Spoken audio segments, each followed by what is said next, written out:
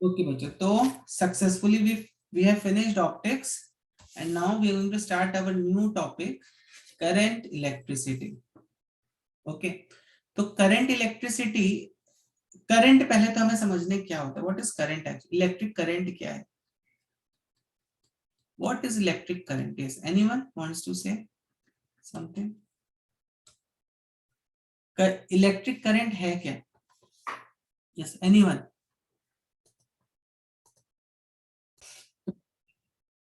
Electric current क्या होता है? It is defined as rate of flow of charge. ठीक है, अब मैं यहाँ पे भी ये स्पेसिफाई नहीं कर रहा हूँ कौन सा चार्ज है, but current electricity is nothing but rate of flow of charge. तो जब भी कोई भी चार्ज फ्लो होगा, करंट हमेशा हमेशा आएगा current. It can be positive charge, it can be negative charge, current हमेशा आता ही आता है। ठीक है, अगर चार्ज फ्लो करना स्टार्ट कर देगा तो। नाउ ठीक है, तो समझ में, दैट मीन्स व्हाट, अगर मान लो ये वायर है, इस वायर में यहाँ पे कुछ, अब देखो इस वायर के अंदर कई सारे पॉजिटिव चार्जेस होंगे ना, बराबर है, which are definitely fixed. Positive charge कभी मूव नहीं होते हैं, एटलीस्ट वायर के अंदर तो नहीं मूव होते हैं। ओके, और फिर यहाँ पे कई सारे नेगेटिव चार्जेस हैं।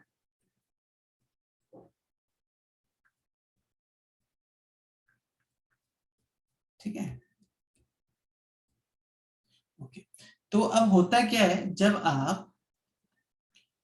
आप यहाँ पे एक्चुअली में नॉर्मली जब तुम इसको ऑब्जर्व करो, इस वायर के पीस को जब तुम देख रहे हो, ठीक है, तो तुमने क्या देखा कि यहाँ पे जितने नंबर ऑफ इलेक्ट्रॉन्स इधर पे जा रहे हैं, उतने ही नंबर ऑफ इलेक्ट्रॉन्स उधर से आ भी रहे हैं।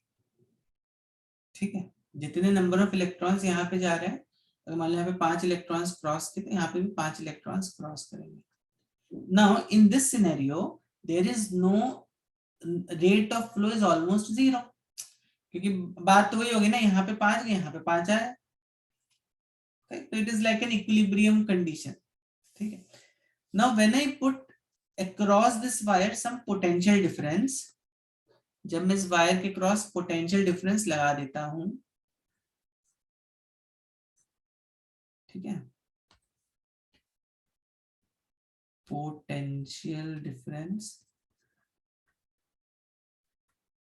तो जब भी हम इसके क्रॉस पोटेंशियल डिफरेंस लगा देते हैं बच्चों, तो क्या होता है, व्हाट हैपेंस, जैसे ही तुम पोटेंशियल डिफरेंस लगाओगे वैसे ही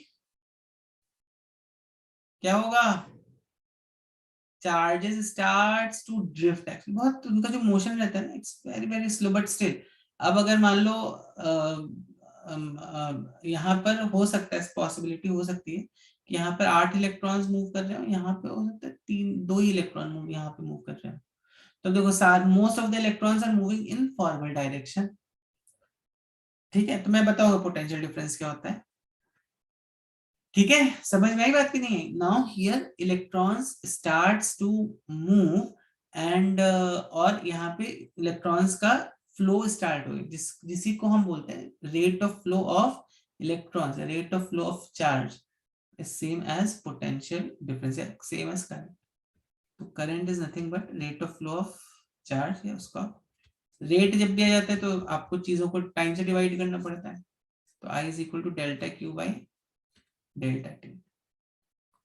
ठीक है, समझ में आई बात की नहीं आई? This is the expression. So I को तुम चाहो तो limit of Q tends to zero put कर दो, तो डेल्टा क्या बन जाएगा यहाँ पे, D Q by D T. तो ये कैलकुलस का फॉर्म है। तो कैलकुलस का फॉर्म मतलब जब इसमें तुम यहाँ पर बहुत ही छोटे टाइम के लिए इसको लोगे, तो ये बन जाएगा D Q by D T. ठीक है, समझ में आई बात की नहीं आई? समझ में आई बात की नहीं आई बाड़ानो?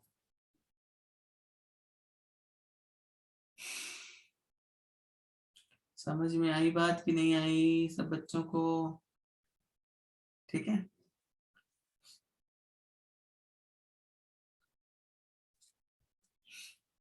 चलो इसको जल्दी से नोट डाउन कर लो। देख, ब्रीफ आइडिया देता हूँ। तो ऑब्वियसली जो चार्ज मूव करते, क्यों मूव करता है? पोटेंशियल डिफरेंस की वजह से मूव कर रहा है, करेक्ट। अभी पोटेंशियल डिफरेंस क्या होता है?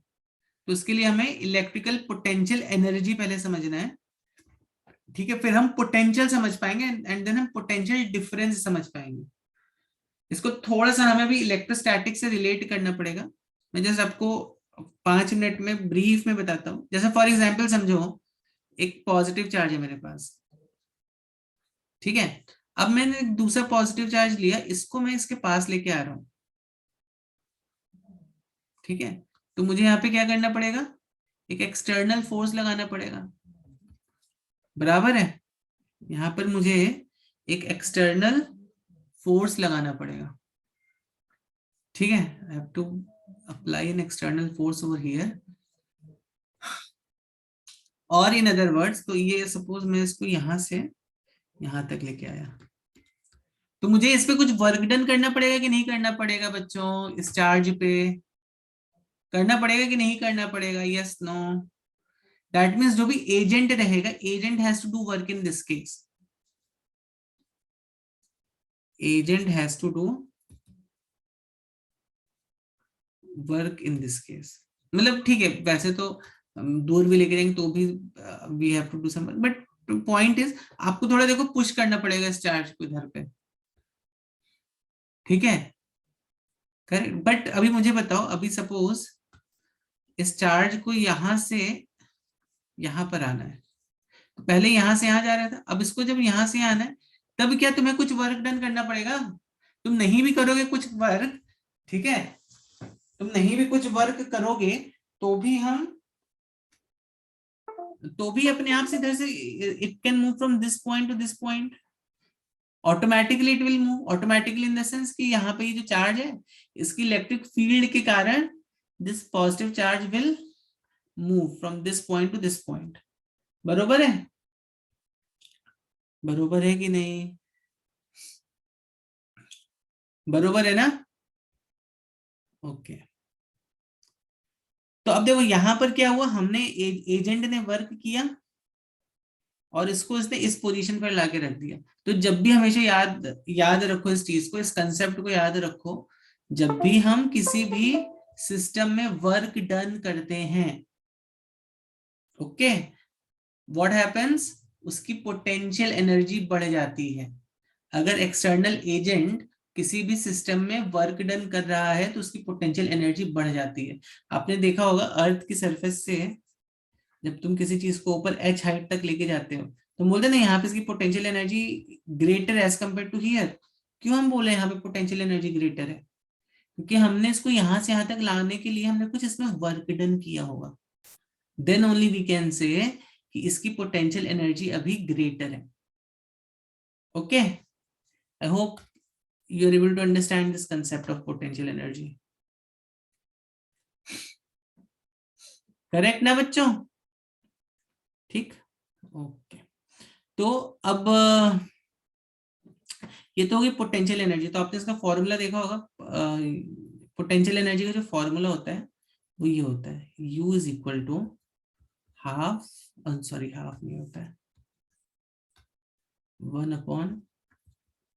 1/4πε0 Q1 Q2 by R. This is the formula for potential energy. ठीक है, ये आपने डिराइव किया होगा, किया था कि नहीं किया था? डिराइव किया था बच्चों ने, आप लोगों ने डिराइव कि नहीं? ठीक, ये होता है पोटेंशियल एनर्जी का फॉर्मूला। तो अब देखो, अब जब अगर मुझे इस और अब हम क्या बोलते हैं, देखो पोटेंशियल एनर्जी बेसिकली क्या होता है, पोटेंशियल एनर्जी को हम यहाँ पे कैसे डिफाइन करते हैं, work done in bringing a test unit positive charge from infinity to this point. मान लो मैं ऐसा ऐसा डिफाइन करूं, work done in bringing a test infinity पे पोटेंशियल एनर्जी देखो कितनी हो जाएगी। यहाँ पे आर को इन्फिनिटी पुट कर दो, बहुत ही लार्ज डिस्टेंस पुट कर दो, तो यू एट इन्फिनिटी कितनी हो गई? 0 हो गई, ठीक है, यू एट इन्फिनिटी 0 हो गई। और यहाँ पे कितनी है पोटेंशियल एनर्जी, मान लो यहाँ पे पोटेंशियल एनर्जी है 1/4 pi epsilon not Q1 Q2 by r, ये आर डिस्टेंस है, ठीक है, और इन्फिनिटी पे पोटेंशियल एनर्जी 0 हो गई, बराबर है कि नहीं। तो जब हम ये मेरी final value of potential energy है, ये मेरी इनिशियल वैल्यू मान लो, जब हम इसको यहाँ से यहाँ तक लेके आएंगे, मैंने भी क्या बोला था, इसको हम यहाँ से यहाँ तक लेके आ रहे हैं ना, तो फाइनल माइनस इनिशियली जब तुम लेके आओगे, देखो तुम्हारा वर्क डन कितना हो गया, या तुम्हारा चेंज इन पोटेंशियल एनर्जी कितना है, फाइनल तो 0 है, इनिशियल कितना है 1/4 पाई एप्सिलॉन नॉट, ठीक है। तो ये होती है तुम्हारी potential energy, this is basically change in potential energy. यहां से यहां तक लेके जाओगे तो देखो चेंज पॉजिटिव आ रहा है, बिकॉज ये चेंज पॉजिटिव क्यों आ रहा है, क्योंकि तुम इसको अभी लोअर हायर पोटेंशियल एनर्जी से, यहाँ पर इसकी पोटेंशियल एनर्जी हाई रहेगी, यहाँ पर इसकी पोटेंशियल एनर्जी क्या हो जाएगी, यहाँ पे इसकी पोटेंशियल एनर्जी बढ़ जाएगी, बराबर है कि नहीं बराबर है, ठीक है। समझ में आ रही बात कि नहीं आ रही बच्चों, दैट मीन्स व्हाट, सिंपल सा फंडा याद रखो, जब भी तुम किसी भी चीज में वर्क डन इन्वेस्ट करते हो, वर्क डन करते हो, तो उसका पोटेंशियल एनर्जी बढ़ जाएगा, ठीक है, ठीक है कि नहीं, बराबर है कि नहीं, यस नो, से समथिंग। यहाँ पे फाइनल कितना है, या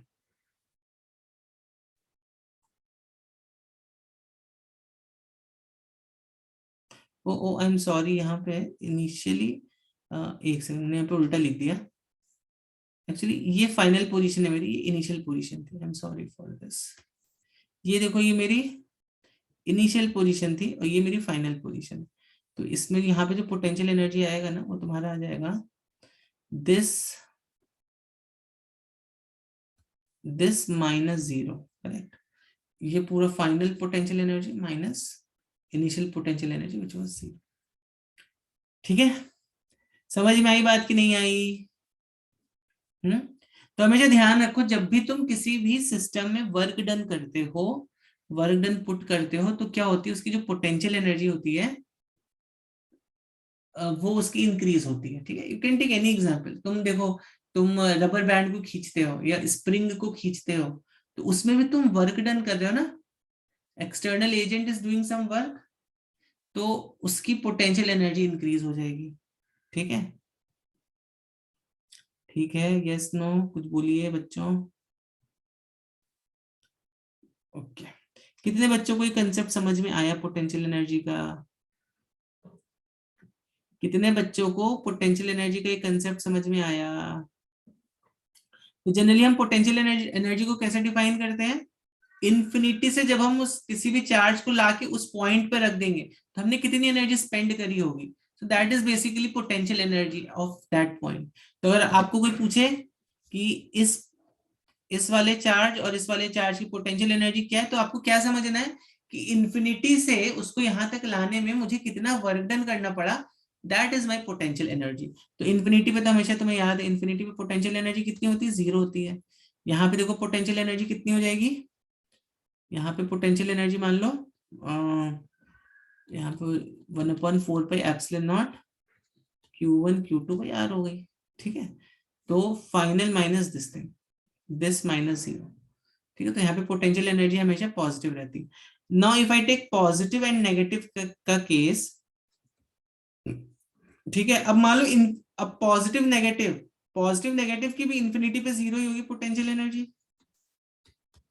अब लेकिन क्या हो रहा है, यहाँ पे पोटेंशियल एनर्जी इंक्रीज हो रही है डिक्रीज हो रही है बच्चों, इस केस में पोटेंशियल एनर्जी इज इंक्रीजिंग और इस पोटेंशियल एनर्जी डिक्रीजिंग।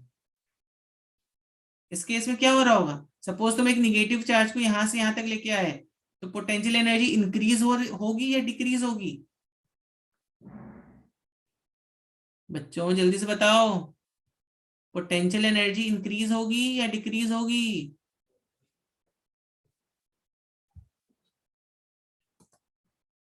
कर रहे हैं। तो ऑब्वियसली यहाँ पर अभी पोटेंशियल एनर्जी डिक्रीज होगी, क्योंकि भी यहाँ पे एक्सटर्नल एजेंट को कोई काम करने की जरूरत नहीं पड़ रही है, पॉजिटिव तो निगेटिव चार्ज को ऑटोमेटिकली खींच लेगा, ठीक है। तो व्हाट विल हैपन, तो इसकी पोटेंशियल एनर्जी को हम बोल देते हैं, इस पॉइंट पे जो पोटेंशियल एनर्जी है वो निगेटिव है, क्योंकि पोटेंशियल एनर्जी डिक्रीज हो रही है ना यहाँ पे। तो यहाँ पर हम एक निगेटिव साइन लगा देंगे और हम बोल देंगे इसकी जो पोटेंशियल एनर्जी हो गई वो कुछ ये हो गई। देखो यहाँ पे क्या हो रही है, इंक्रीज हो रही है पोटेंशियल एनर्जी, यहाँ पर देखो क्या हो रही है, पोटेंशियल एनर्जी डिक्रीज हो रही है, 0 -5 जूल्स। तो -5 इज लेस देन 0 ना, तो इसलिए यहाँ पे पोटेंशियल एनर्जी डिक्रीज हो रही है, यहाँ पर क्या हो रहा है, पोटेंशियल एनर्जी इंक्रीज हो रही है, ठीक है। आगे बात समझ में,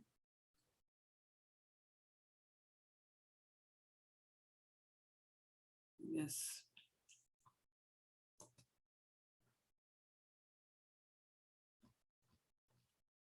चलो।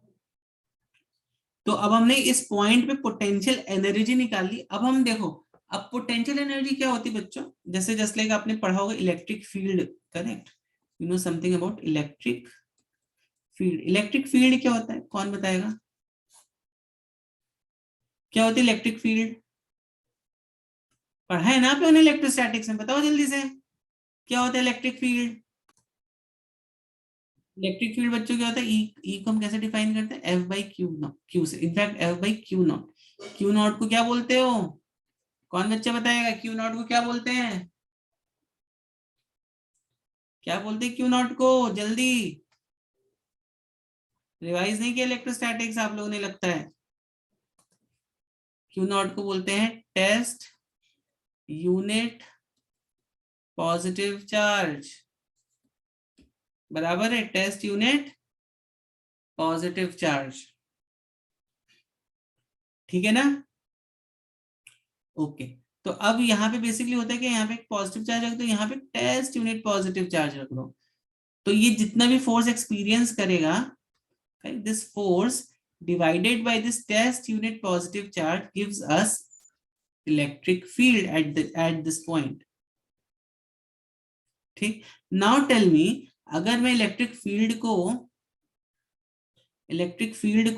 यहाँ पे मैं क्या कर दूं, इलेक्ट्रिक फील्ड को मान लो यहाँ पे मैं क्यू नॉट की जगह 2Q0 ले लूं, तो क्या इलेक्ट्रिक फील्ड में कुछ चेंज आएगा, तो इंस्टेड ऑफ Q0 मैं 2Q0 ले लेता हूं, तो इलेक्ट्रिक फील्ड मेरी कितनी हो जाएगी, अगर इनिशियली इट वाज E0, चलो जल्दी से बताओ। तो इलेक्ट्रिक फील्ड क्या होती है, इलेक्ट्रिक फील्ड पहले तो एक फिजिकल एंटिटी की तरह इसको आप ट्रीट करो, ठीक है। इलेक्ट्रिक इलेक्ट्रिक फील्ड का एक्चुअली में एग्जिस्टेंस होता है, ठीक है, इलेक्ट्रिक फील्ड जो है उसका एक्चुअली में एग्जिस्टेंस होता है, बराबर है। इलेक्ट्रिक फील्ड को एक फिजिकल एंटिटी की तरह आप ट्रीट करना है आपको, जैसे आप अगर कोई बोले कि इलेक्ट्रिक फील्ड मैग्नेटिक फील्ड, के मैग्नेटिक फील्ड रियल है या वर्चुअल है, क्या बोलोगे आप, एक्चुअली में मैग्नेटिक फील्ड एक्चुअली में होता है, हमें दिखाई नहीं देता है, बट एक्चुअली में मैग्नेटिक फील्ड है, ठीक है, समझ में आ रही बात की नहीं आ रही है। उसी तरह इलेक्ट्रिक फील्ड है, उसका एग्जिस्टेंस है, वो वर्चुअल नहीं है, ठीक है। तो इलेक्ट्रिक फील्ड को हम डिफाइन क्या करते हैं, इट इज एक्चुअली फोर्स की लाइन है वो, ठीक है। तो इसीलिए किसी चार्ज के पास अगर तुम दूसरे चार्ज को लेके जाओगे तो suddenly it will start repelling and all that, क्यों, क्योंकि उसका एग्जिस्टेंस है, उस जगह पर उस इलेक्ट्रिक फील्ड का एग्जिस्टेंस है, इसलिए उस चार्ज को रिपेल कर रही है वो,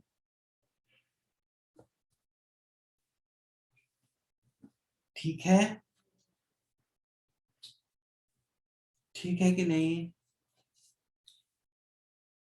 चलिए आगे बढ़ते हैं।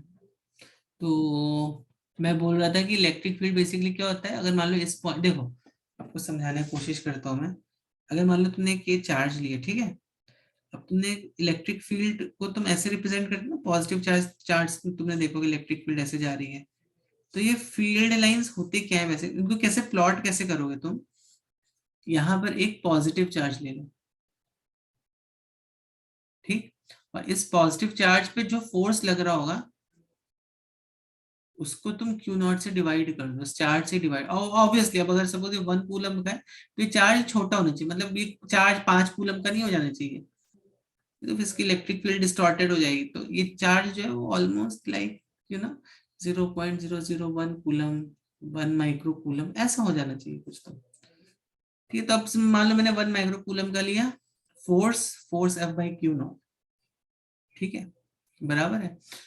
Now if I take here F 2 Q not, देखो होता क्या, अगर मान लो यहाँ पे मैंने 2 क्यू नॉट चार्ज ले लिया,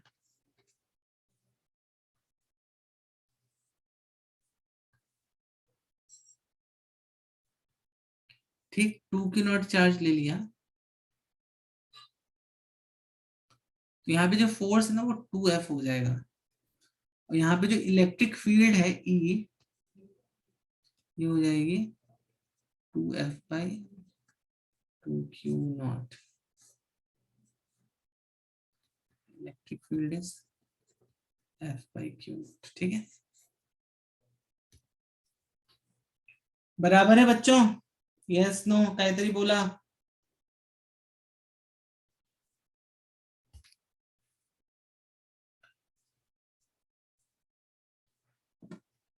ठीक है, यस नो। तो इलेक्ट्रिक फील्ड आप यहाँ पे 2Q0 ले लो, 3Q0 ले लो, 4Q0 ले लो, उससे उसको कुछ फर्क नहीं पड़ रहा है। इलेक्ट्रिक फील्ड मैंने बोला एक रियल एंटिटी है, इट इज हैविंग एग्जिस्टेंस, ठीक है। ओके, तो आगे बढ़ते हैं अब। तो उसी तरह जिस जिस तरह इलेक्ट्रिक फील्ड तुम्हारी एक एग्जिस्टेंस है, उस तरह electric potential is also a, मतलब ठीक है, इट इज इलेक्ट्रिक पोटेंशियल। देखो इलेक्ट्रिक फील्ड क्या है, इस चार्ज की वजह से, बराबर है कि नहीं। इलेक्ट्रिक फील्ड को डिफाइन करने के लिए हमें दूसरे चार्ज की जरूरत नहीं है, इसलिए मैंने बोला ये एक physical quantity electric electric field, ठीक है। Electric field is a physical quantity, it is having an existence. इसको डिफाइन करने के लिए हमें दूसरे चार्ज की जरूरत नहीं है। फोर्स को डिफाइन करने के लिए यस जरूरत है, ठीक है। उसी तरह इलेक्ट्रिक पोटेंशियल एनर्जी क्या है, सिस्टम की वजह से जो एनर्जी डेवलप हो रही है उसको हमने बोले इलेक्ट्रिक पोटेंशियल एनर्जी। और इलेक्ट्रिक पोटेंशियल क्या होता है, जस्ट लाइक फोर्स तुम्हारा क्या होता है, Coulomb's law, 1/4 pi epsilon not Q1 Q2 by R square, बराबर। इलेक्ट्रिक फील्ड क्या था, अब मान लो मैं Q की जगह Q0 ले लूं, इसकी जगह Q ले लूं, इलेक्ट्रिक फील्ड क्या था, F बाई Q0। उसी तरह पोटेंशियल एनर्जी मेरा कितना था, 1/4 pi epsilon not Q Q0 by R। तो पोटेंशियल क्या हो जाएगा, U बाई Q0, ठीक है। और तुम्हें मालूम ही होगा कि change in potential energy is nothing but work done minus work done से इसको लिखते हैं हमेशा, ठीक है। पता नहीं मुझे आपको ये बात समझ में आई कि नहीं आई, but this is electric potential, this is electric field. That means अगर कोई भी चार्ज इलेक्ट्रिक फील्ड की विसिनिटी में आ जाएगा, मान लो यहाँ पे पॉजिटिव चार्ज आ गया, तो इस पर एक फोर्स लगना स्टार्ट हो जाएगा, जो कि है I mean there's some force which will start acting on them, and this force is nothing but this force is Q times E। Positive charge पे ऐसे लग रहा है, तो अब जरा बताओ मुझे नेगेटिव चार्ज पे फोर्स कैसे का डायरेक्शन क्या होगा। नेगेटिव चार्ज पे फोर्स का डायरेक्शन हमेशा इसका ऑपोजिट लगता है,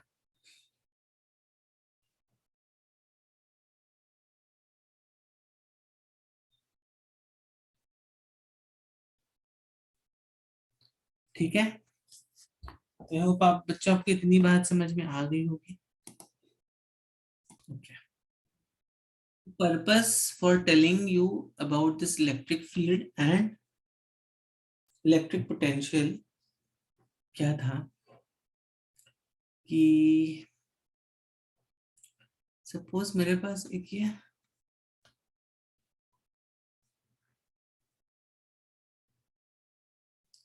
एक ये वायर है, ठीक है। अब इस वायर को जब मैं क्या करता हूँ, एक बैटरी से जोड़ देता हूँ, ठीक है। सिंबल्स तो सबको मालूम होंगे। और यहाँ पे एक स्विच रहता है, स्विच को जैसे ही मैं ऑन करता हूँ वैसे मैं देखता हूँ कि भाई इसमें जो है करंट जो स्टार्ट्स टू फ्लो। अब देखो करंट में कैसे दिखा रहा हूँ, ध्यान से देखना चीजें जो दिखा रहा हूँ यहाँ पे। यहाँ पे जो करंट है मेरा, इस करंट, ठीक है, इस पे तो फिर बाद में बात करेंगे अपन। नाउ द पॉइंट इज, अब यहाँ पे करंट फ्लो क्यों कर रहा है, why is this current flowing, जैसे ही मैं स्विच को ऑन करता हूँ, that's the main question over here. जैसे ही मैं स्विच को ऑन करता हूँ वैसे यहाँ पे करंट जो है वो फ्लो क्यों कर रहा है, किसी के पास कुछ आंसर है इसका? ये मान लो हम अगर इतना सेक्शन वायर कंसीडर करते हैं तो यहाँ पे जो करंट है वो फ्लो क्यों कर रहा है, the point is this, question is this, कि करंट यहाँ पे फ्लो क्यों कर रहा है।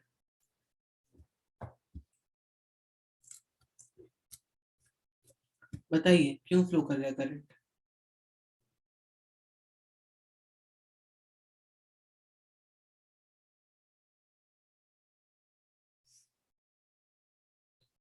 बताइए क्यों फ्लो कर रहा है करंट?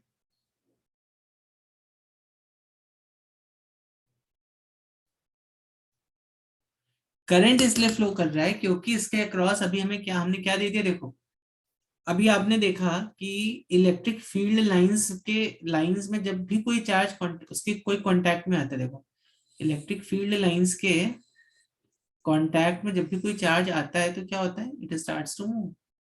जैसे सपोज मान लो मैंने यहाँ पे नेगेटिव चार्ज ले लिया, ठीक, तो ये नेगेटिव चार्ज कहाँ पे मूव करेगा, इलेक्ट्रिक फील्ड का डायरेक्शन ऐसा है, तो हमेशा याद रखो निगेटिव में फोर्स का जो डायरेक्शन लगता है ना, वो हमेशा ऐसे लगता है, क्यू ई, जो कि फोर्स इस पे। तो जैसे ही इलेक्ट्रिक फील्ड के संपर्क में चार्ज आएगा, मैंने आपको बोला ये एक रियल एग्जिस्टेंस है इलेक्ट्रिक फील्ड लाइंस का, तो वैसे ही क्या होगा, इट स्टार्ट्स टू मूव। ठीक, कहाँ पे मूव करेगा ये मूव करेगा इसके इस फील्ड के ऑपोजिट डायरेक्शन में, ठीक है। इस फील्ड के ऑपोजिट डायरेक्शन में ये मूव करने लगेगा, ये निगेटिव चार्ज जो है, बराबर है, बराबर है कि नहीं? ठीक है, this will start moving in opposite direction to this. Okay. तो बच्चों अब यहाँ पर जो देखने वाली बात और सोचने वाली बात है वो ये है कि जब हम बैटरी को लगा देते हैं यहाँ पे, तो क्या होता है, इस वायर के अंदर कुछ इलेक्ट्रिक फील्ड लाइंस फ्लो करने, मतलब इलेक्ट्रिक फील्ड, मैंने आपको बोला एक रियल चीज है, this electric field starts flowing inside this wire. Electric field जो है इस वायर के अंदर, अगर मैं इस इतने वायर का इतना पार्ट देखूं तो देखूंगा इलेक्ट्रिक फील्ड लाइंस ऐसे ऐसे इस वायर के अंदर फ्लो कर रही है, ठीक है, बराबर है, electric field lines they are flowing inside this wire,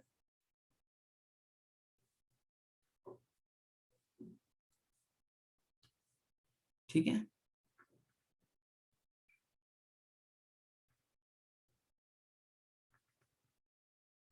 electric field lines they start to flow inside this wire. और आपको मालूम है ये कंडक्टर है, कंडक्टर के अंदर क्या है, खूब सारे इलेक्ट्रॉन्स हैं, इलेक्ट्रॉन्स आर इन अबंडेंस और फ्रीली मूव कर रहे हैं, बॉन्डिंग में नहीं है वो इलेक्ट्रॉन्स।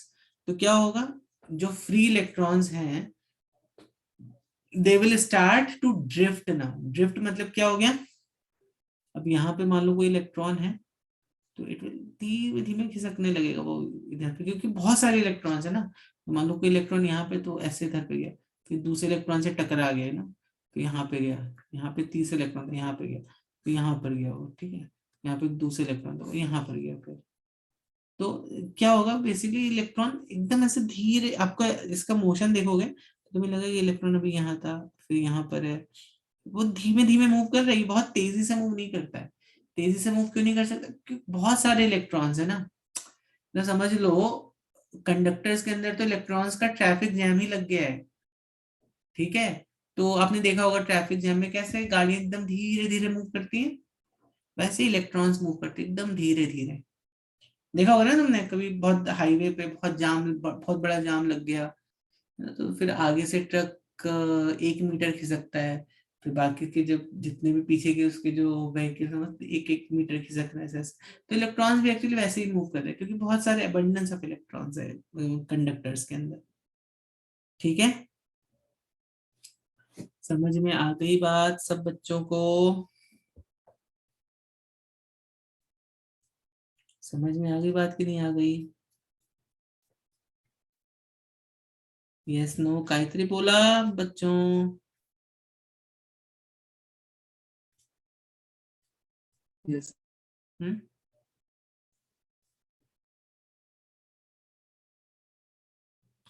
ठीक है चलिए। तो जब भी फील्ड लाइंस ऐसे मूव करते हैं तो तुम्हें समझ लेना चाहिए कि फील्ड लाइंस मूव कर रही होंगी from high potential region to low potential region. Electric field हमेशा मूव करती है high potential point to a low potential point, ठीक है।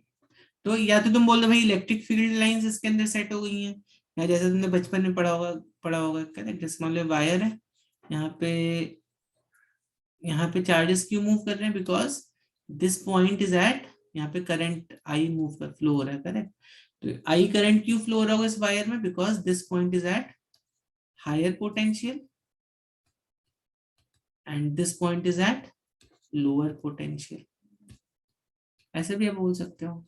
तो बात तो वही होगी, हायर पोटेंशियल लोअर पोटेंशियल, मतलब इलेक्ट्रिक फील्ड लाइंस होंगी उस इस पॉइंट से इस पॉइंट तक, ठीक है। या तो हम इसको पोटेंशियल के टर्म्स में बोल देंगे, या तो हम इसको इलेक्ट्रिक फील्ड के टर्म्स में बोल देंगे, दोनों ही एनालॉजी करेक्ट है, ठीक है। समझ में आ रही है बात कि नहीं आ रही है?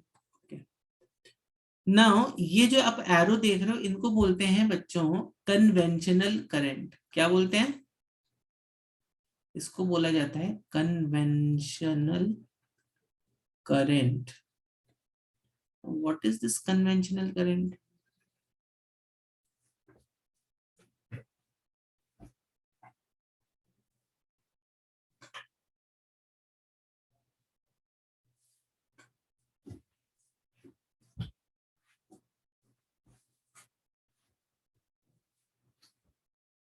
बरोबर है।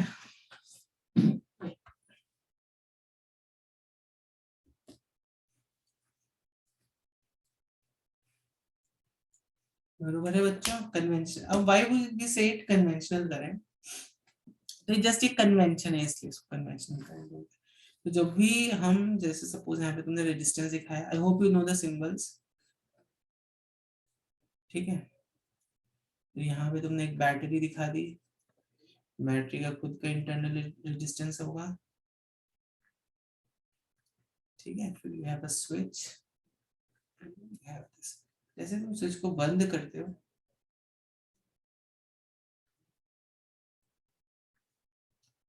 तो ऐसे तुम करंट दिखाते हो। तो ये जो करंट है ना बच्चों, यहाँ पर इट इज अज्यूम, तो this current itself is known as conventional current. अभी क्या होता है conventional current? assumed that positive charge is flowing। पर क्या कभी पॉजिटिव चार्ज फ्लो कर सकता है? क्या कभी पॉजिटिव चार्ज फ्लो कर सकता है? बिल्कुल कर सकता है, आयंस में अगर है तो कर सकता है। अगर इलेक्ट्रोलाइटिक सोल्यूशन है वहां पे कर सकता है पॉजिटिव चार्ज। ऐसा तुमने इलेक्ट्रोलिसिस पढ़ा हो तो Na+ ion, Cl- ions, correct. तो यहाँ पे निगेटिव प्लेट है, यहाँ पे पॉजिटिव प्लेट है, तो ये इधर पर जाएगा, ये इधर पर। तो आयंस में तो बात अलग है, लेकिन जब हम वायर की बात करते हैं तो यहाँ पर पॉजिटिव चार्ज फ्लो नहीं करता है, करेक्ट। वो तो प्रोटॉन्स ना, पॉजिटिव चार्ज में, but protons they very tightly bound to the nucleus, electric charge जो है, इलेक्ट्रॉन्स जो है वो न्यूक्लियस से गोल गोल घूम रहे हैं, फ्री है वो, तो वो मूव कर सकते हैं, but positive charge as such can not move like that. ठीक है, समझ में आ गई बात की नहीं आ गई? Anyone having any doubt, any confusion? ठीक है, चलिए, तो this is conventional current, assume that positive charge is flowing, और ये क्या था, हाँ ठीक है, तो कन्वें तो बट एक्चुअली में क्या होता है, इलेक्ट्रॉन्स फ्लो करते हैं। इलेक्ट्रॉन्स कैसे फ्लो करते हैं? इलेक्ट्रॉन्स इस कन्वेंशनल चार्ज के ऑपोजिट डायरेक्शन में फ्लो करते हैं। ठीक है,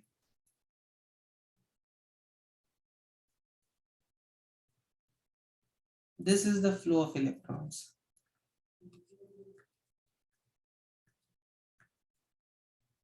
this is nothing but flow of electrons. ध्यान रखना इस बात को, इसलिए देखो यहाँ पे भी ऊपर मैंने तो बताया था ना, निगेटिव चार्ज का डायरेक्शन ऐसा होता है, अगर तुमने यहाँ पे सेम पॉजिटिव चार्ज दे दिया तो पॉजिटिव चार्ज का फ्लो हमेशा ऐसा होगा। ठीक, करेक्ट। तो या तो तुम ये बोल दो कि पॉजिटिव चार्ज बैटरी के पॉजिटिव टर्मिनल से निकल के बैटरी के नेगेटिव टर्मिनल में आ रहा है, बात वही है। या तुम ऐसा बोल दो निगेटिव चार्ज बैटरी के निगेटिव टर्मिनल से निकल के बैटरी के पॉजिटिव टर्मिनल की तरफ जा रहा है, तो both are one and same thing.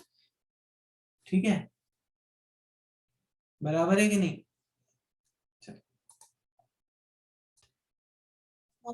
Electron का जो मोशन होता है अंदर कैसे होता है, सपोज एक इलेक्ट्रॉन यहाँ पर है, ठीक है, तो हो सकता है यहाँ से यहाँ जाए, because there's sea of electrons all around this positive charge, there's a sea of this electron, तो फिर हो सकता है इधर पर जाए, फिर इधर पर ऐसे जाए, यू नो, फिर हो सकता है इधर पे आ जाए वो, इधर से इधर पे चला जाए वो, यू नो। देखो इन ये इलेक्ट्रॉन एकदम धीरे धीरे खिसक रहा है एक्चुअली यहाँ से, समझ रहे हो बात को? I understand, this is drifting, इसलिए इसको बोलते हैं ड्रिफ्ट। ठीक है, इलेक्ट्रॉन की वेलोसिटी को क्या बोलते हो आप? Drift velocity. तो जैसे मैं क्लियर कर चुका हूं पहले, इलेक्ट्रॉन से मूव करेंगे, प्रोटॉन्स तो मूव नहीं कर सकते, न्यूक्लियस में बंधे हुए प्रोटॉन न्यूक्लियर फोर्सेस से। ठीक है, अब बच्चों ध्यान से समझो इसको। तो तो यहाँ पर इलेक्ट्रॉन्स बहुत धीमे धीमे धीमे धीमे मूव कर रहे हैं।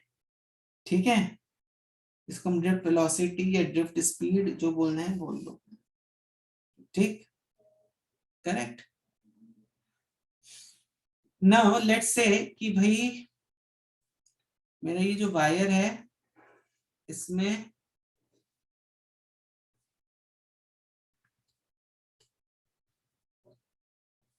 ये जितने इलेक्ट्रॉन्स यहाँ से लेके यहाँ तक थे, ठीक है, जितने भी इलेक्ट्रॉन्स यहाँ से लेके यहाँ तक थे, तो मान लो यहाँ पे हम ये इतना रीजन ले रहे हैं डेल्टा एक्स का, इस वायर में, इस पूरे वायर में हम केवल इतना पार्ट हम ले रहे हैं डेल्टा एक्स का। ठीक है, तो यहाँ पर अब मैं कुछ चीजें यहाँ पे डिफाइन कर रहा हूँ। ठीक है, ध्यान से समझना उन चीजों को। तब मैं बोल रहा हूँ एक वेरिएबल एन जो कि है number of electrons per unit volume. ठीक है, number of electrons per unit volume. यहाँ पे area of cross section A है। ठीक है, ये लेंथ हमने डेल्टा एक्स ले ली, स्मॉल लेंथ। करेक्ट, ई क्या है, ई को भी हम बोल देंगे, जनरली जब भी ई लिखा रहता है ई का मतलब होता है चार्ज ऑन वन इलेक्ट्रॉन। अब देखो, अब अगर मान लो मैंने इस वायर को एक बैटरी से कनेक्ट किया है, तो ऑब्वियस सी बात है ना कि भाई इलेक्ट्रॉन्स जो वो यहाँ पे ऐसे ऐसे मूव कर रहे होंगे, इस पॉइंट से इस पॉइंट तक इलेक्ट्रॉन्स मूव कर रहे होंगे। बराबर है कि नहीं? बराबर है कि नहीं?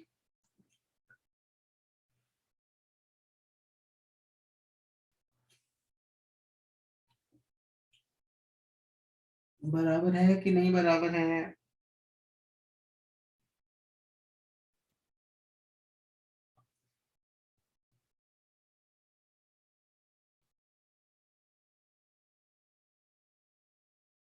ठीक है,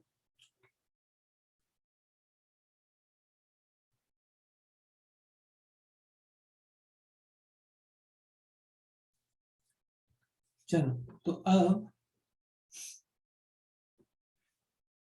ठीक है ना, चलिए आगे बढ़ते हैं। तो अब यहाँ पर देखो, जो आई होता है, आई क्या होता है, what is current that is being phloem here, delta Q by delta T, कितना चार्ज यहाँ पे फ्लो कर रहा है, वही तो होगा करंट। ठीक है, वही तो होगा करंट, बराबर है कि नहीं? ओके, तो यहाँ पे टोटल नंबर ऑफ चार्ज जो यहाँ से एंटर हो रहा हो कितना होगा, total number of charge that must be entering from here will be how much, यहाँ से लेके यहाँ तक, मतलब इस क्रॉस सेक्शन से टोटल चार्ज, मान लो इस क्रॉस सेक्शन से जो टोटल, इसमें जो भी टोटल चार्ज था, तो यहाँ से भी यहाँ तक आ गया, ये जो था यहाँ से यहाँ तक आ गया टोटल चार्ज। ठीक है, करेक्ट। तो क्या बोल सकते हैं यहाँ पे, total charge number of electrons into charge on one electron upon delta T. अब नंबर ऑफ इलेक्ट्रॉन्स के लिए तुम क्या करोगे, हमें देखो को क्या क्या पता है, यहाँ पर हमें पता है इसमें total number of electrons per unit volume कितने हैं, एन है। तो अगर हम इसमें इसकी वॉल्यूम को मल्टीप्लाई कर देंगे तो हमें नंबर ऑफ इलेक्ट्रॉन्स मिल जाएगा, यहाँ पे कितने थे नंबर ऑफ इलेक्ट्रॉन्स ना, number of electrons per unit volume हमें मालूम है, तो इसको अगर मैं इसकी वॉल्यूम से मल्टीप्लाई कर दूंगा तो मुझे मिल जाएगा यहाँ पे टोटल नंबर ऑफ इलेक्ट्रॉन्स कितने थे। This is equal to number of electron is how much,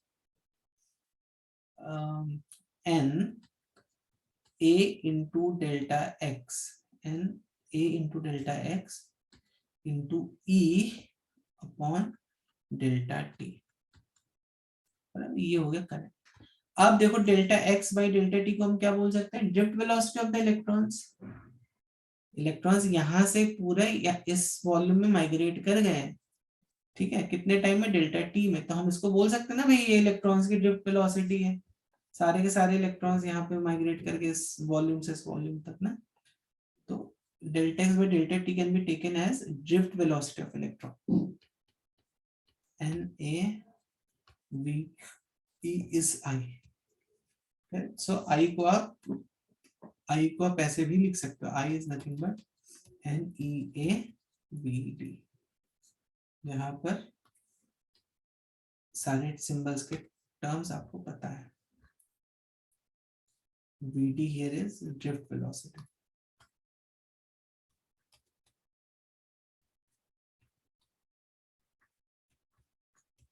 ठीक है, ठीक है कि नहीं?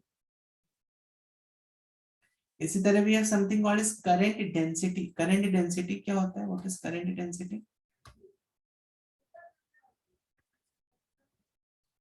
करंट डेंसिटी होता है, इसको रिप्रेजेंट करते हैं J से, which is given by I by A which is equal to NEVD। ठीक है, इसको भी नोट डाउन कर लो। ठीक है बच्चों, सबराना कड़ाला का, सभी बच्चों को समझ में आया ये?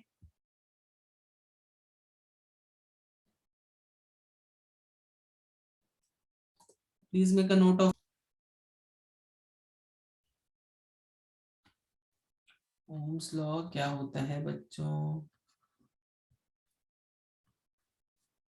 नहीं माहिती क्या होता है ओम्स लॉ?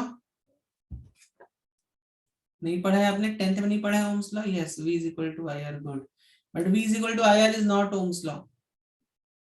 देखो सिंपल सा है ओम्स लॉ, क्या बोलता है, सपोज मेरे पास यहाँ पर एक रेजिस्टेंस है, ठीक है, battery connection, switch and this thing. अब ये मान लो वेरिएबल बैटरी है, यहाँ पे मैं पोटेंशियल डिफरेंस को बढ़ा और घटा सकता हूँ, तो जैसे मैं स्विच को ऑन करूंगा वैसे ही क्या होगा, इसके across potential difference will increase. क्या होगा, इसके across potential difference will increase इसके अक्रॉस। ठीक है, वन, और पोटेंशियल डिफरेंस बढ़ेगा तो क्या होगा, करंट बढ़ेगा। Correct, so V is equal, what we saw was V is directly proportional to I। ठीक है, V is directly proportional to I, तो V is equal to I into, तो R जो है basically R is a constant जिसको हम बोलते हैं रेजिस्टेंस। तो अगर तुम्हारा V, it is now this Ohm's law is only for good conductors at constant temperature। Ohm's law is for good conductors at constant temperature।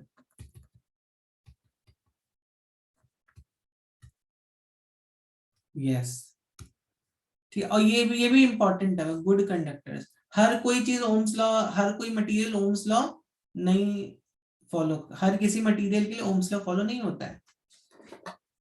ठीक है, करेक्ट। तो resistance is V equals to, तो this part is known as basically resistance. अब देखो resistance क्या है, और why is Ohm's law not applicable for other materials. जैसे अगर आप इंसुलेटर लोगे, ठीक है, इंसुलेटर्स ले लो, और क्या ले लोगे, इंसुलेटर ले लो, और क्या ले सकते हो, सेमीकंडक्टर्स। तो इनके लिए ओम्स लॉ वैलिड नहीं। ओम्स लॉ का जो ग्राफ है ना, वो कुछ ऐसा आना चाहिए, ideally it should come like this. कभी कभी ऐसा देखा है कुछ कंडक्टर्स कुछ दूर तक तो फॉलो करेंगे ओम्स लॉ, फिर बाद में हाई करंट वरेंट पे ओम्स लॉ फॉलो नहीं करता है। तो डिविएशन अगर हो रहा है मतलब यहाँ पे ओम्स लॉ फॉलो नहीं हो रहा है। Semiconductors don't follow, insulators. अच्छा, can you pass current through insulators? My question to you is, can we pass current through insulators?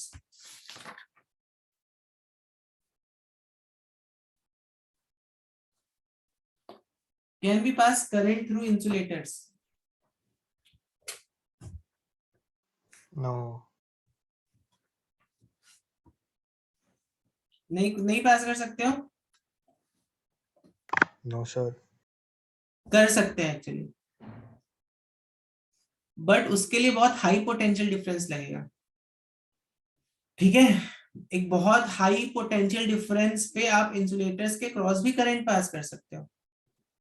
ठीक है, तो insulators can also pass, can electricity can be pass through insulators also. बहुत high potential difference है। In fact air से आप, air के through भी आप पोटेंशियल दिस चार्जेस को पास कर सकते हो। जब लाइटनिंग और ये सब होता है तो क्या होता है, एयर से तो आपकी जो क्या बोलते हैं, जो फ्लो ऑफ इलेक्ट्रॉन्स हो रहा है वो एयर से ही तो आ रहा है। स्काई में इतना ज्यादा पोटेंशियल डिफरेंस डेवलप हो जाता है कि air air also starts conducting charge actually में। ठीक है, तो insulators, insulators will conduct at a very high potential difference। Semiconductors also not very high, but semiconductors don't follow Ohm's law। ठीक है, तो जनरली गुड कंडक्टर्स कभी कभी इस तरह का बिहेवियर शो करते हैं। ओके बच्चों, चलिए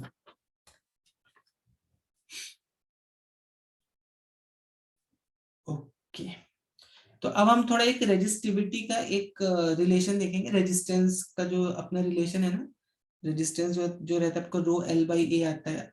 ये रिलेशन तुमने देखा होगा, रो एल बाई ए बराबर है। How does this comes, how does this relation resistance is equal to rho L by A comes? ठीक, सो विल सी दिस। देखो यहाँ पर देखो, देखो बच्चों, अगर मान लो मैं अज्यूम करूं इस वायर के अंदर कई सारे इलेक्ट्रॉन्स हैं, ठीक है, and all these electrons they are moving, move कर रहे हैं सब इलेक्ट्रॉन्स, करेक्ट। तो और आपको मालूम होगा कि इलेक्ट्रॉन्स क्यों मूव कर रहे हैं, क्योंकि यहाँ पे एक इलेक्ट्रिक फील्ड है. Because of this electric field these electrons are moving in this direction. बराबर है. तो इलेक्ट्रिक फील्ड का डायरेक्शन कैसा होगा?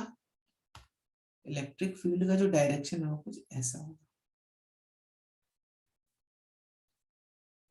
ठीक है, इलेक्ट्रिक फील्ड का जो डायरेक्शन है वो कुछ इस प्रकार से होगा. तो अब इन चार्जेस पर इन जो इलेक्ट्रॉन्स हैं इनमें इस पे देखो एक फोर्स लगेगा. फोर्स का डायरेक्शन कुछ ये होगा. तो जो फोर्स है कितना लग रहा है? F is equal to Q into E. ठीक है. और फोर्स को आप क्या लिख सकते हो? Mass into acceleration. बराबर है. फोर्स को आप मास इनटू एक्सीलरेशन भी लिख सकते हो. तो एक्सीलरेशन इज, ठीक. और अगर मान लो ये रेस्ट से स्टार्ट हुआ हो तो ड्रिफ्ट वेलोसिटी को हम क्या लिख सकते हैं? v is equal to u plus at होता है कि नहीं होता है? यू नो ना काइनेमेटिकल इक्वेशंस. तो यहाँ पर वी कैन से, तो यहाँ पे आई बी यूजिंग एक दूसरा टर्म टाउ. टाउ मतलब small time interval. for a very small time interval इसका जो ड्रिफ्ट वेलोसिटी है गेन करेगा that will be QE by m into tau. बराबर है, बराबर है कि नहीं है? तो obviously charge on Q is equal to E. charge on an electron is E. ठीक है. अच्छा, अभी ऊपर देखो हमने एक ड्रिफ्ट वेलोसिटी का रिलेशन देखा था.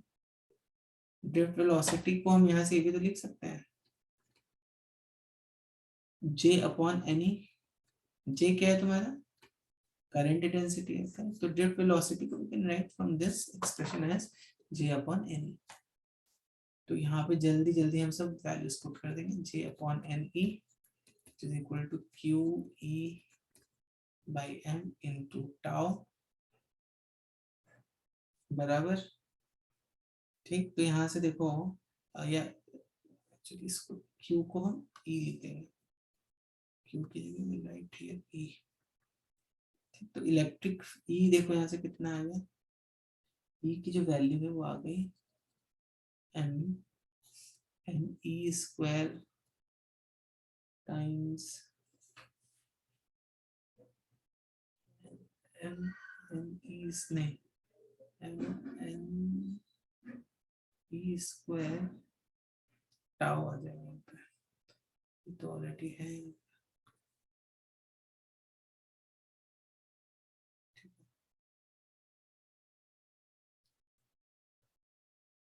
J है ना, J टाइम्स J क्या था अपना? करंट डेंसिटी था. J क्या था? करंट डेंसिटी था. देखो J M into J NE square tau. हम इसको ऐसे लिख सकते हैं क्या? हम इसको ऐसे लिख सकते हैं बच्चों? क्या हम इसको ऐसे लिख सकते हैं कि नहीं? कुछ बोलिए. अब जब भी तुम्हें इलेक्ट्रिक फील्ड दिया तो पोटेंशियल डिफरेंस निकालना है तो एक रिलेशन है वो याद रखो. क्या रिलेशन है? अगर मान लो हमें इसके पास पोटेंशियल डिफरेंस फाइंड आउट करना है V, तो V is equal to L. V is equal to E by L. ठीक है.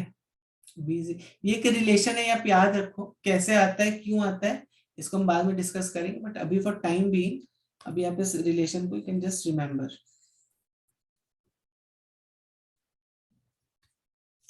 ठीक है. Okay. So now here what will happen is V is equal to E by L. This relation you have to remember. So V is equal to E is equal to या ठीक है E को हम लिख देता है. E को हम क्या लिख देंगे? V into L. E को हम लिख देंगे V into L. अभी देखो ये सब चीजें तो कांस्टेंट होंगी तो इसको हम बोल देंगे मान लो सम कांस्टेंट रो. और J को क्या लिख सकते हो? I into A. बराबर है. बराबर है कि नहीं बराबर है?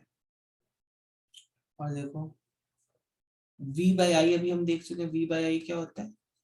रेजिस्टेंस होता है। तो I को जब तुम नीचे लेके जाओगे तो V by I times L is equal to rho I. अच्छा ये तो नीचे चला गया, ठीक है।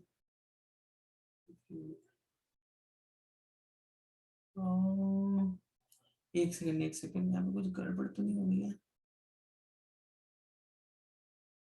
आई एम सॉरी, ये जो रिलेशन है ना, ये मैंने उल्टा लिख दिया यहाँ पे। ये V is equal to E by L होता है। V V is equal to E into L होता है एक्चुअली। आप इसको डायमेंशनली चेक कर सकते हो, ठीक है। E into L is the length of this wire. तो V को हम E को हम क्या लिख सकते हैं? V बाई एल एक्चुअली में लिखना पड़ेगा इसको। मैंने यहाँ पे गलती से बाई एल लिख दिया ना, नहीं तो अपना रिलेशन फिर गड़बड़ आ जाएगा, ठीक है। तो यहाँ पे भी बाई एल होगा ये, ठीक है। अब देखो ये V क्या हो गया? V बाई आई कितना होता है? V बाई आई होता है R। तो इसको finally we can say R by L equals to rho by ए।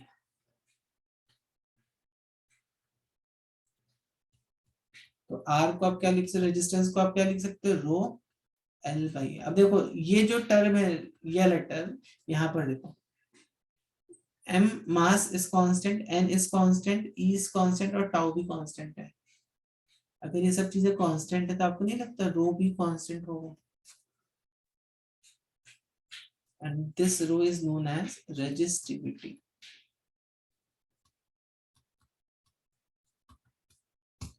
ठीक है। Rho is known as resistivity. Okay बच्चों, समझ में आ गई बात कि नहीं आ गई?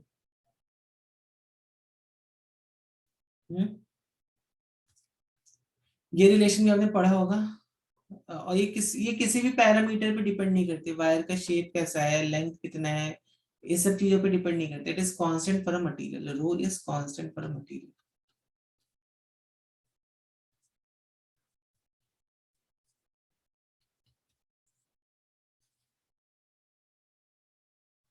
ठीक है।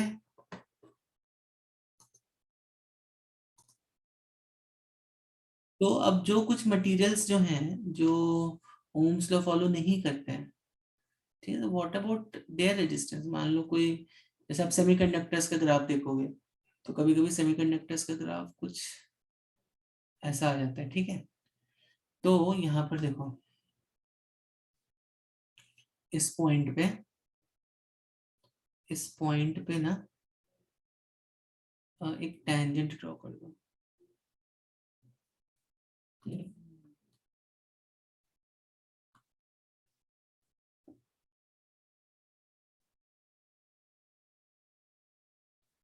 ठीक है। तो इस पॉइंट पे जो टेंजेंट तुमने ड्रॉ कर, ये मान लो इस पॉइंट पर, तो इस पॉइंट पे जो टेंजेंट तुमने ड्रॉ करी है, तो इसका जो स्लोप होगा that will give you resistance at that point.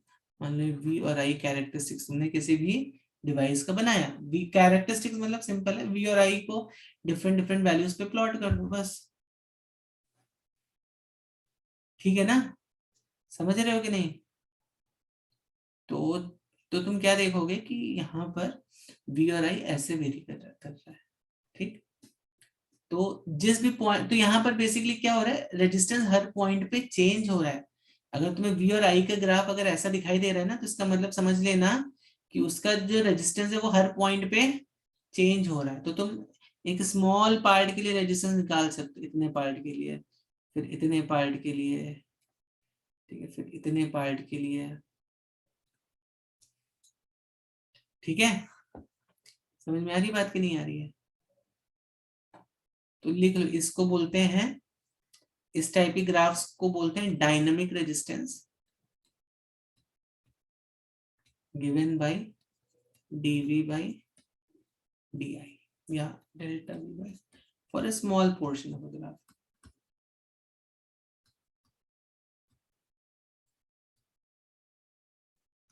ठीक है। इसको भी जल्दी से ड्रॉ कर लो।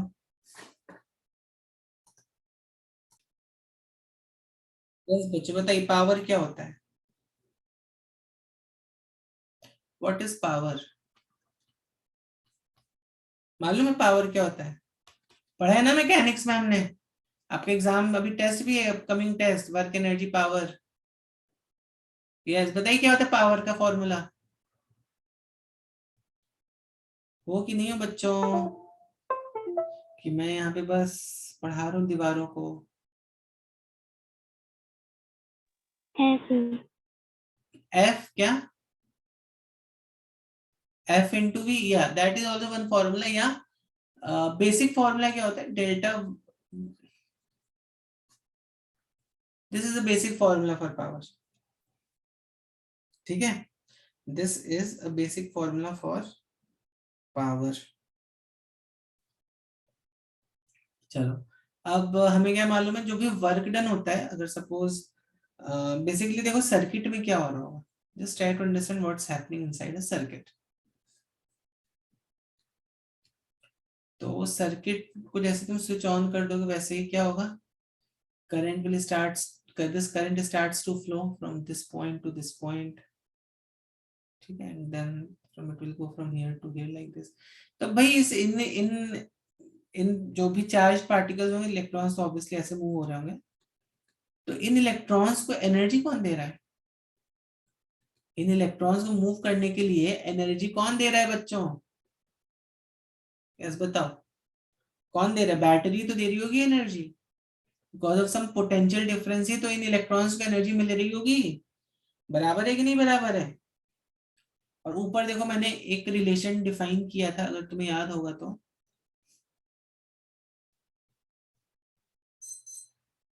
Potential, potential was what? Delta U by Q naught. बराबर है? बराबर, which is actually equal to work done by Q naught. तो अगर मैं बेसिकली वर्क डन लिखूं, वर्क डन को मैं क्यू नॉट इंटू वी लिख दूं, या I can say this is same as change in potential. देखो मैं क्या ही लिख सकता हूँ, change in work done is same as change in potential. Obviously work potential energy theorem से देखोगे तो delta W is actually minus of delta U. ठीक है, तो but point over here is कि जब भी हमारा किसी भी सर्किट में कुछ वर्क डन होगा, ठीक है, तो that is actually equal to Q naught V. बराबर है कि नहीं? Q naught into V which is equal to delta U. ठीक है, तो देखो यहाँ पर अभी हम, यहाँ पर भी हम क्या बोल सकते हैं, तो यहाँ पे मैं मैग्नीट्यूड ले रहा हूँ, I am not considering sign and all that. Work done is delta U into Q, sorry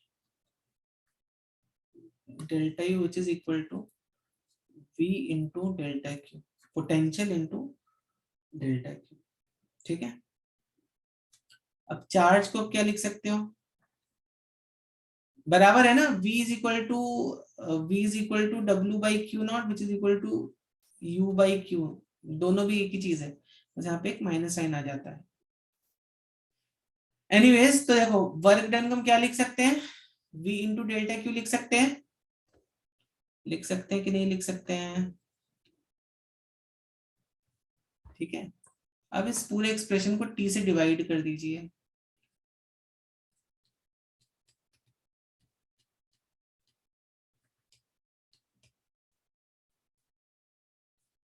ठीक है, तो इस पूरे एक्सप्रेशन को t से डिवाइड कर दोगे तो क्या आ जाएगा? ये क्या आ गई तुम्हारी? पावर आ गई, correct, which is equal to, अच्छा delta Q by delta T क्या होता है? करंट होता है। तो v इंटू आई, तो पावर यहाँ पे कितना है? Power is v times I. ठीक है, बराबर है, जिसको आप पावर को आप ऐसे भी लिख सकते हो, D U by D T, D W by D T, सब और कुछ, these are some calculus format of writing power. अच्छा अभी देखो अपने ओम्स लॉ पढ़ा है, तो v को हम क्या लिख सकते हैं? आई इंटू आर लिख सकते हैं। तो पावर का एक फॉर्मूला आई स्क्वायर आर भी हो जाएगा। आप आई को v बाई आर पुट कर दो तो पावर का एक relation v square of I R भी हो जाएगा। ठीक, और पावर का यूनिट क्या होता है? पावर का यूनिट होता है वॉट। ठीक है, तो अब देखो आपका जब भी कोई अप्लायंस खरीदते हो आप, तो उसमें देखते हो ना उसका वॉटेज कितना है। 7 वॉट का बल्ब है, 11 वॉट का बल्ब है, तो इसका मतलब क्या हुआ बच्चों? अगर आप CFL खरीदने जा रहे हो, 11 वॉट का CFL है, तो इसका मतलब क्या हुआ? इसका मतलब ये हुआ कि वो हर सेकंड 11 जूल्स की एनर्जी लेगा। To work it will take an energy of 11 joules every second. ठीक है, समझ में आ रही है बात कि नहीं आ रही है? ये सब कुछ रिलेशन है बच्चा रिलेटेड टू पावर, इनको भी लिख लो।